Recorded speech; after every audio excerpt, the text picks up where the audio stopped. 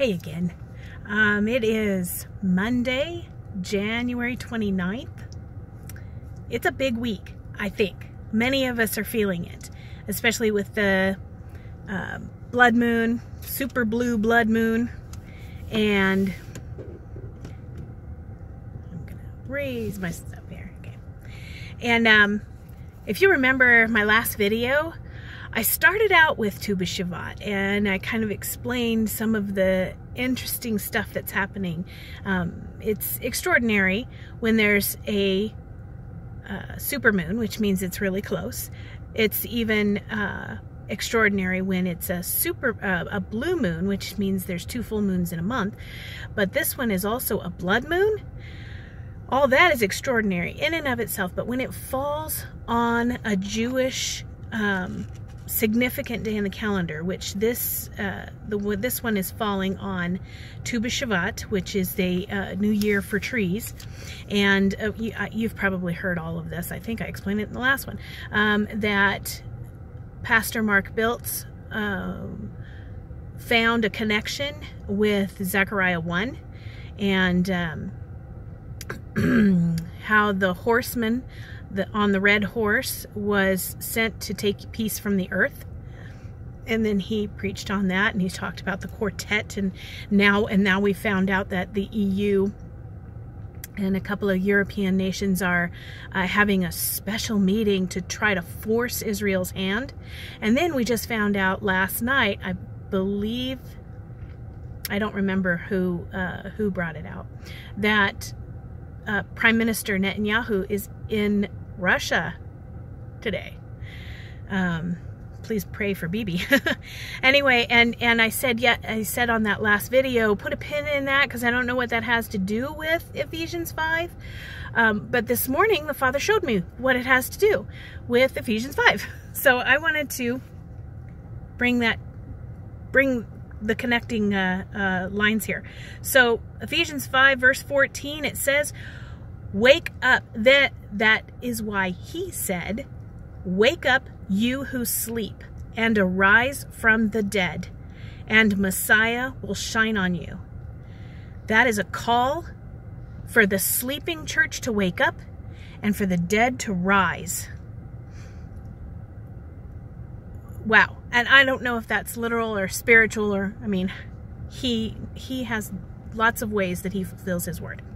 And then he goes on to say that that is how there will be fellowship, that we will come together with songs, hymns, and spiritual songs, singing and striking the strings in our heart to the Adon, that there will be this awakening and this celebration, and that is how and why. So here's the how and the why. In order to present to himself a splendid assembly, not having a spot or wrinkle of any sort, but that it might be kodesh and blameless, that he wakes them up, raises them from the dead, he brings them back into fellowship, he cleanses them and makes them pure before him and sanctified to him.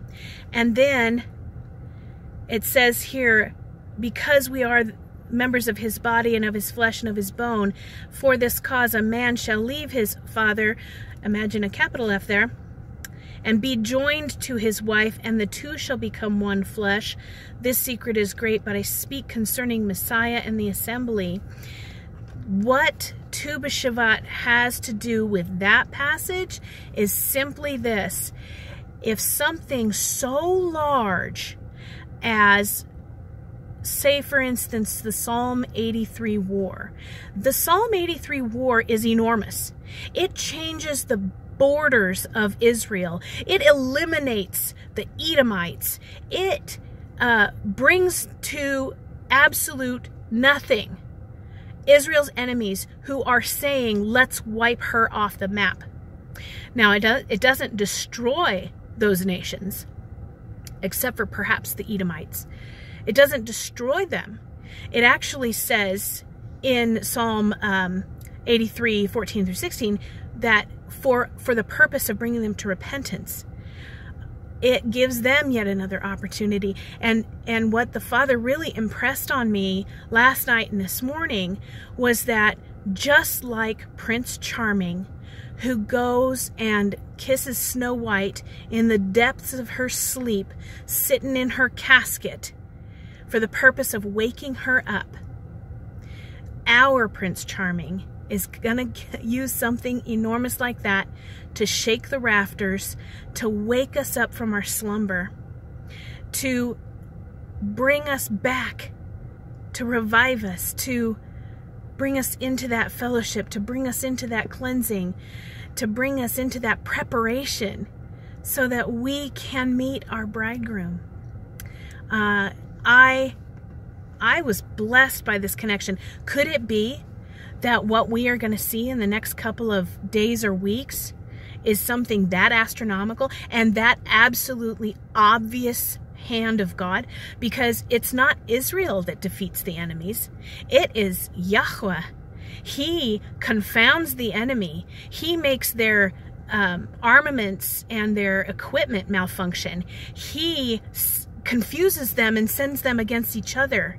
And it's obvious that it is Yahweh who does it, not the military, not the IDF, not the US. No one other than Yahweh defeats the surrounding nations in the Psalm 83 war. And if there is something that large that truly brings peace to Israel, clearly by the hand of Yahweh, could it be that he would use that to wake up the sleeping church, wake up the watchmen who were so excited about the great sign, the September 23rd sign. And they were so excited. And then they went from Yom Teruah to Yom Kippur to Tabernacles to Hanukkah. And by that point, they were just fed up and they turned over and went back to sleep. There were a lot of watchmen who did that. There are a lot of people in churches today who do love Yeshua, who do serve him. They have their ministries and they give it their all, and they are in the trenches and they love him. They pray, all that stuff, but they're not watching. They're not watching for his return. But could it possibly be that he will use something so big, so extraordinary, so obviously his hand, that it would finally get those people who love him, who are walking with him, who are not watching the politics. They're just dealing day to day with how can I get the word out there? How can I bring the gospel to people? Those people need to wake up too. Those people need to get right for their wedding day. Making that connection was such a blessing. And then I just want to leave you with a promise. This is a great promise.